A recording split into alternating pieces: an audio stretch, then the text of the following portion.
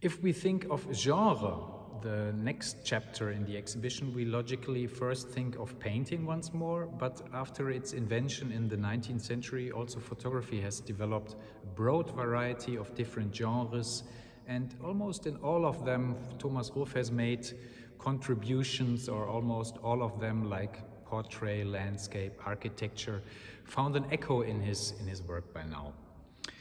However, we start this chapter with the most simple and most logical genre one can imagine, which is the human portrait. And it was also the portrait series in the 1980s which marked a breakthrough for Thomas Ruff as an artist.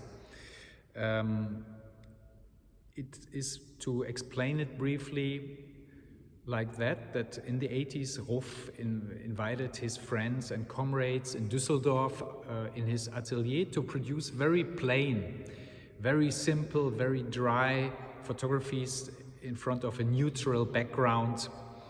And at some point, he had the idea to blow these portraits up to an extreme size, so that the description of the person and the portrait got into a strange disbalance.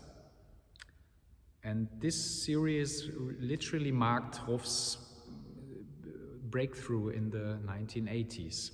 But according to our exhibition concept, we don't have that series in the show After Images, but we have these portraits in a way as after images, because often Thomas Ruff uses his own output to make something new with it. He uses his archive to produce something new with it. And for other portraits, the series we are showing here, Ruff uses examples of his famous portrait series to layer them with a criminological instrument above each other to produce a type of image which looks like phantom images, images which are produced by the police if criminals are searched.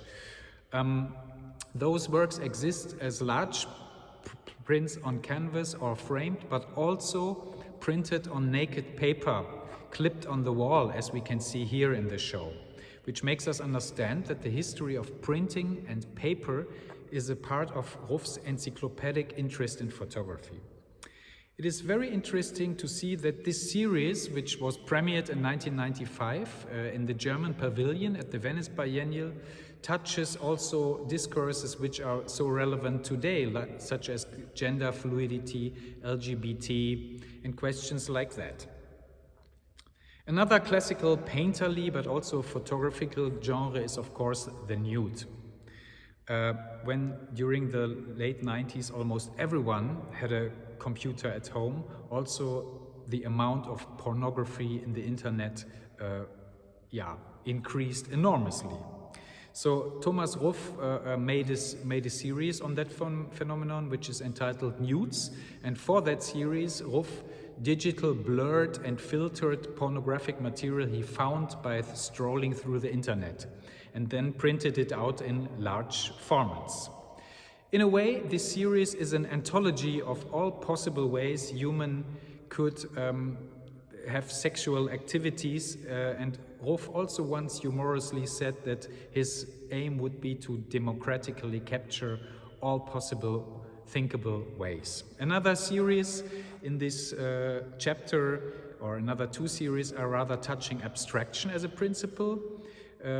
On the one hand, we have the Substratum Series, and for that one, Ruff was layering images he scanned from Japanese mangas, and he was scanning them so long after each other until only hallucinating color fields remained, and that reminds us strongly to abstraction. But we really see after images, and we see a 0 point of information, because the result of layering images so long above each other produces ultimate disinformation in a certain way. And last but not least, we have the series called Cycles. It's printed on canvas, which also produces a relation to painting. And that series was inspired by antiquarian books on electromagnetism Ruff has purchased, among others by the British physicist James Clerk Maxwell.